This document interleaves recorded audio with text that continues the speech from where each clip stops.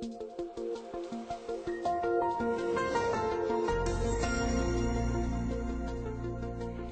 glemmer solcremen og er derfor særligt udsatte, når det gælder hudkræft. Og så er en skole i Vanløse en af verdens bedste til at lave animation. Det var nogle af overskriften i denne udgave af Lokalnyt. God aften og velkommen til. Vanløse er måske ikke umiddelbart det, man forbinder med den store forkromede filmindustri. Men ikke desto mindre er det her, at Danmarks eneste animationsskole ligger. Og den er faktisk en af de bedste i verden af sin slags. Indrømmet. Der er ikke så meget stjerneglans over Jydeholmen her i Vanløse. Men herovre på den anden side er der faktisk en duft af Hollywood og det store hvide lærred.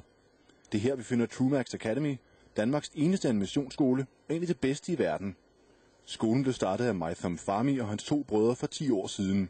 I dag betegnes den som en af de bedste skoler for 3D-animation, med gæsteinstruktører fra de største produktionsselskaber i Hollywood. De 3 brødres drøm er vokset til internationalt format. Det føles totalt dejligt, især når man har knoklet de sidste 10 år, og forventer nogen siger noget godt om dig, og det kommer lige pludselig. Ikke? Så det har en speciel smag. Skolen har omkring 100 elever, som specialiserer sig inden for tredimensionel computeranimation. Noget, som ikke havde den store bevågenhed for 10 år siden, hvor branchen stadig var i sin tidlige barndom. Men i dag, efter 10 års knokleri og arbejde, så folk har ligesom fået forståelse af, hvad 3D-computergrafik animation betyder. Såvel film som spilindustrien benytter sig mere og mere af muligheden for at designe universer og personer, præcis som man vil have dem.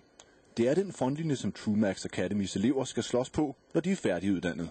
Det betyder, at inden for de næste 2-3 år forestiller mig, at mange af vores studerende vil få føde i branchen, ikke kun i Danmark, men også internationalt. Så man kan sige, at I uddanner fremtidens Hollywood-stjerner? Det er det, vi arbejder imod. Og nu sporten.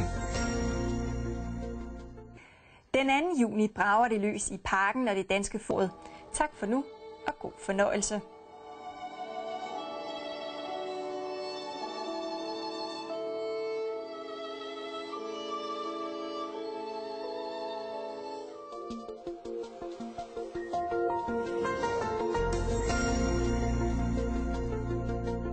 Vejret er præsenteret i samarbejde med Tip Top Trafik.